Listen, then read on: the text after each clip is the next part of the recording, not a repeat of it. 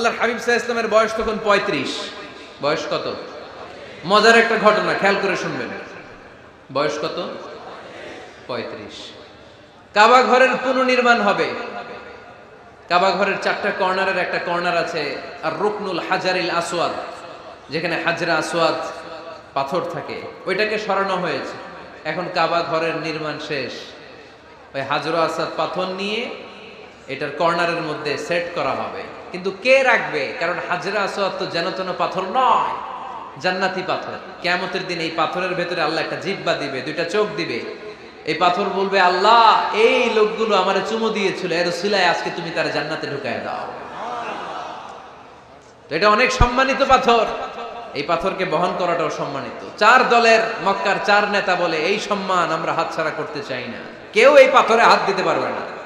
এক নেতা কয়, আমি নিব, আমি নিয়ে এটা কাবা ঘরে রাখবো। দ্বিতীয় নেতা বলে, না, এই পাথর আমি অন্য কাউরে দেব না, এটা অনেক সম্মানের, অনেক প্রেস্টিজিয়াস ইস্যু, আমি এই পাথরটা হাতে নিয়ে কাবা ঘরে রাখবো।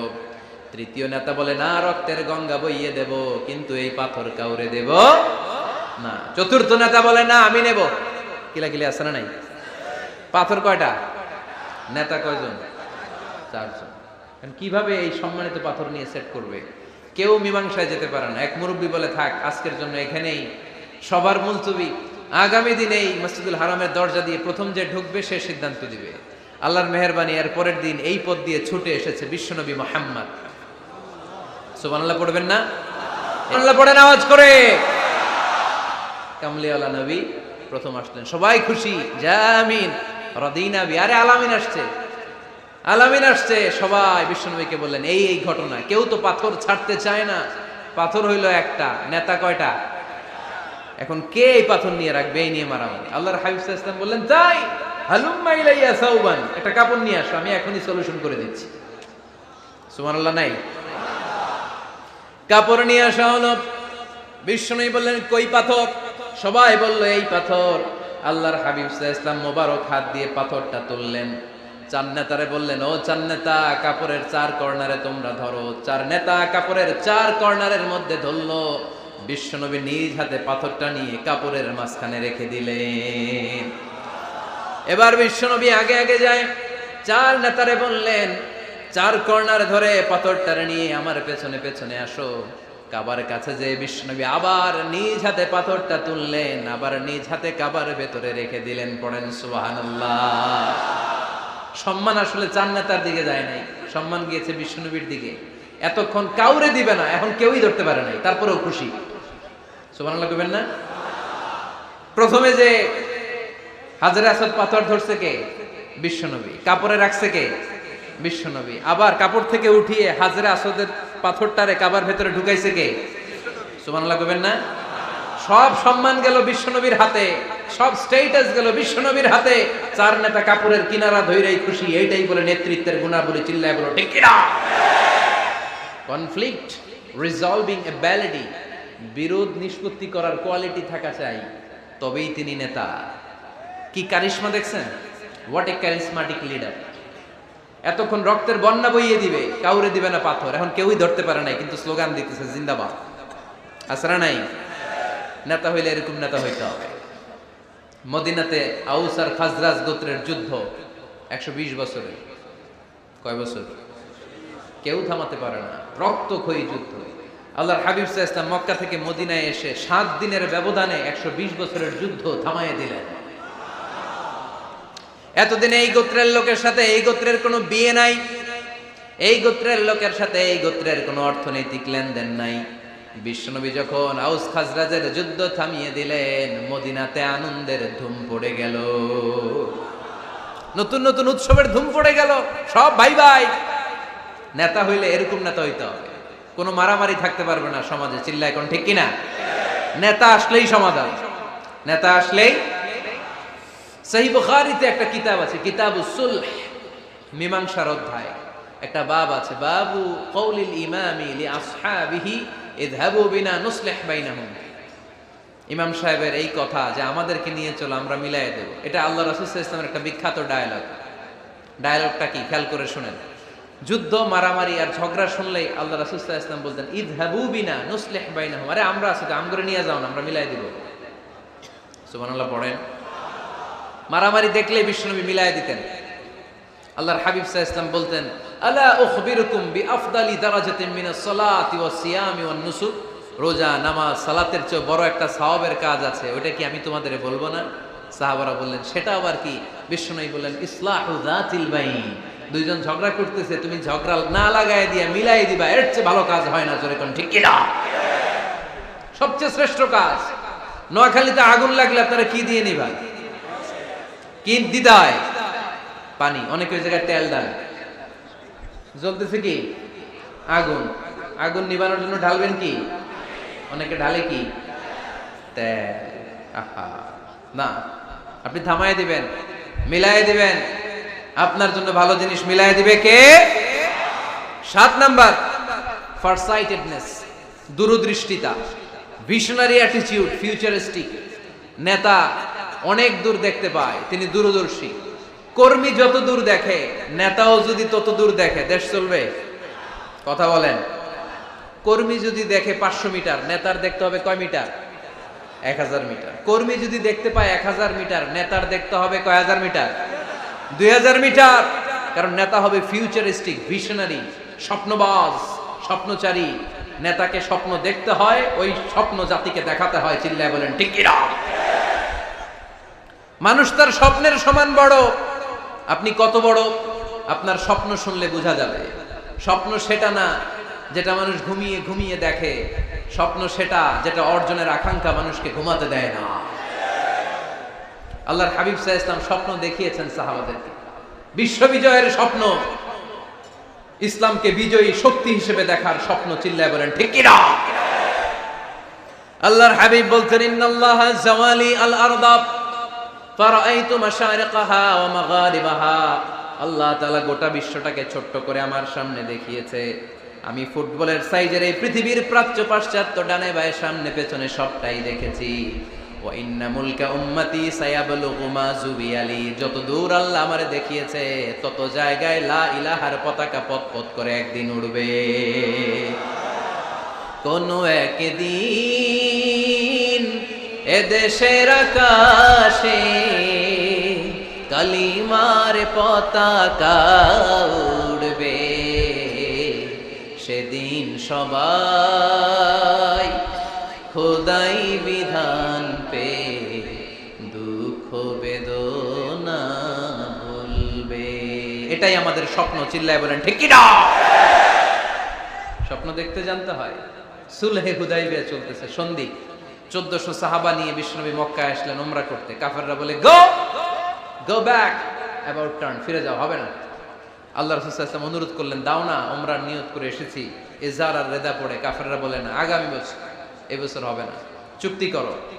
চুক্তির মধ্যে লেখা হলো, মা খাবা আলাইহি মুহাম্মাদুর রাসূলুল্লাহ। ঠিক আছে, চুক্তি 10 বছরের, মুহাম্মদ রাসূল সাল্লাল্লাহু আলাইহি ওয়াসাল্লামের পক্ষ থেকে চুক্তি। কাফেররা বলে, না, আমরা তো তোমার রাসূলুল্লাহ মানি না। তোমার রাসূলুল্লাহ মানলে তো মা সাদাদনাকা আলা শাই, তোমার সাথে কোনো ঝগড়াই নেই, রাসূলুল্লাহ কাটো। সাহাবীরা তেড়ে উঠলেন।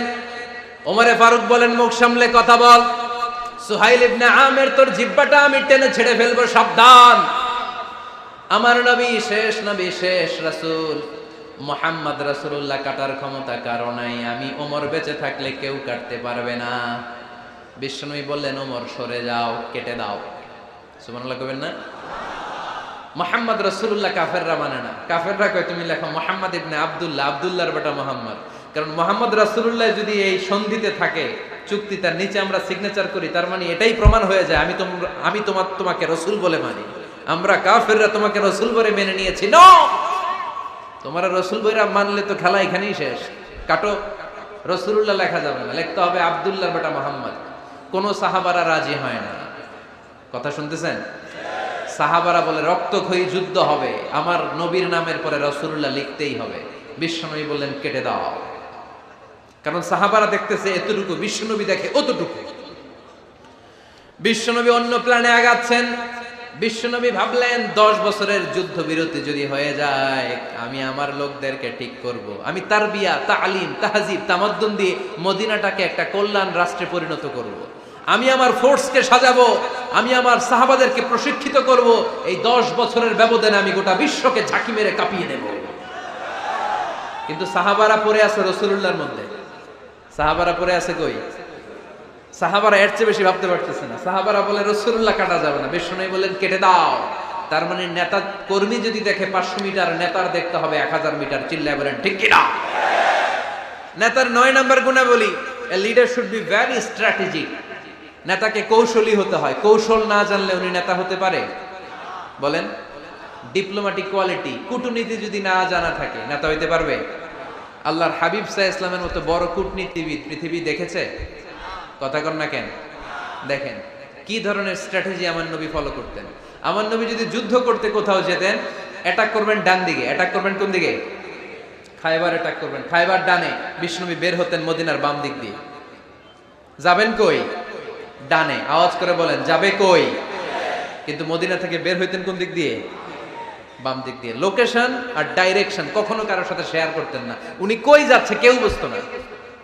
বাম দিক দিয়ে বের হয়ে অনেক ঘুরে তারপরে ডান দিকে যেতেন।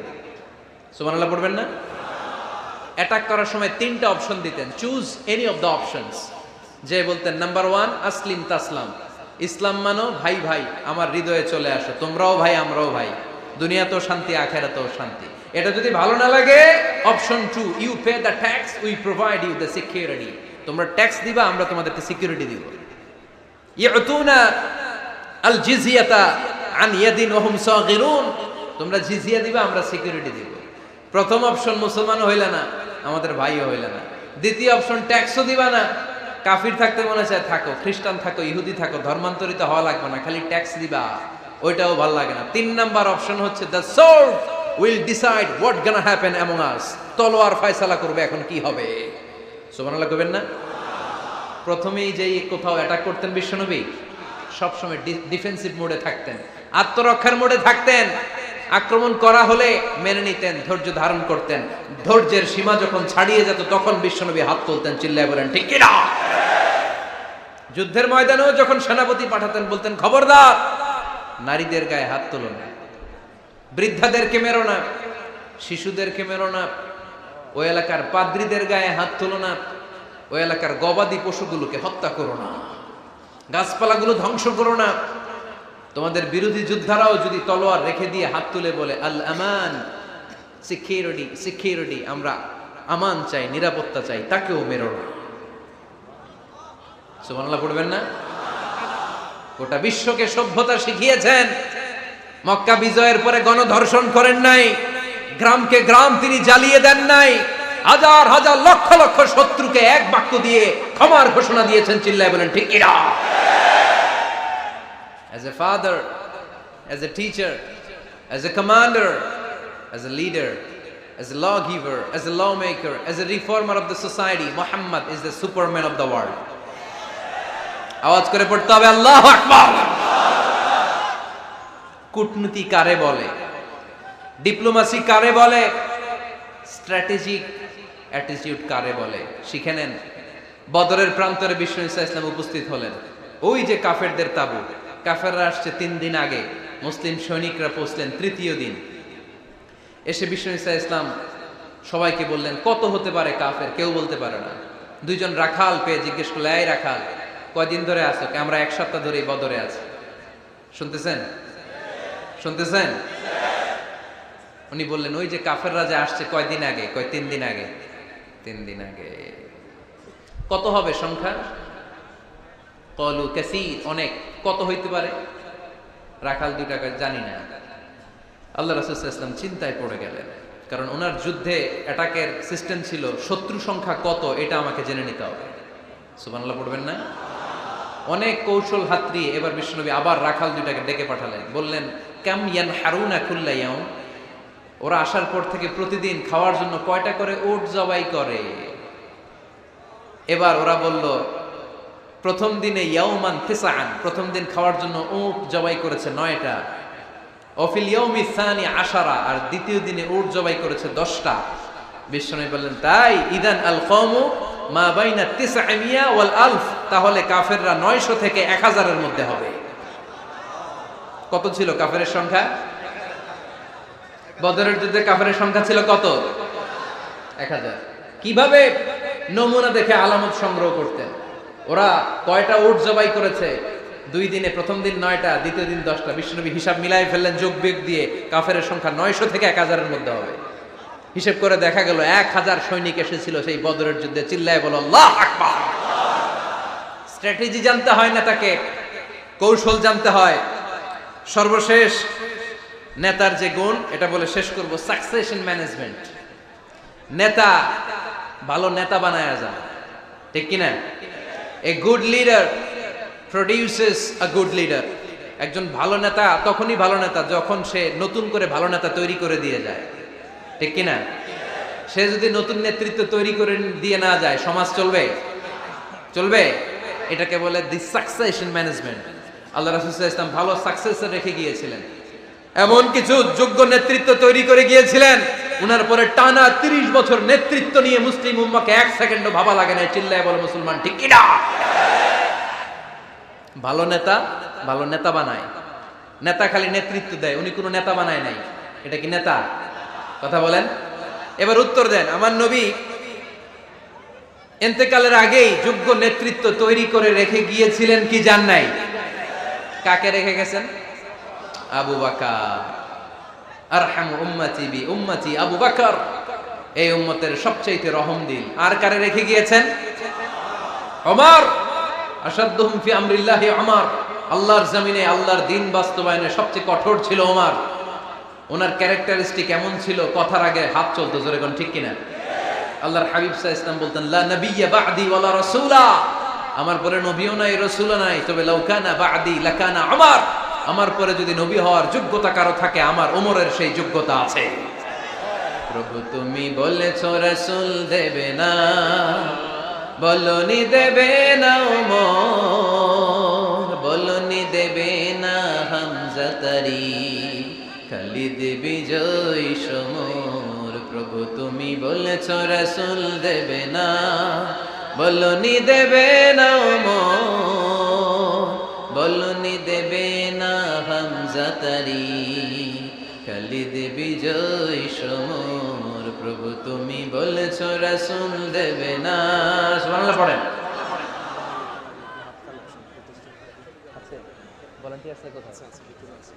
এই উঠতেছেন কেন?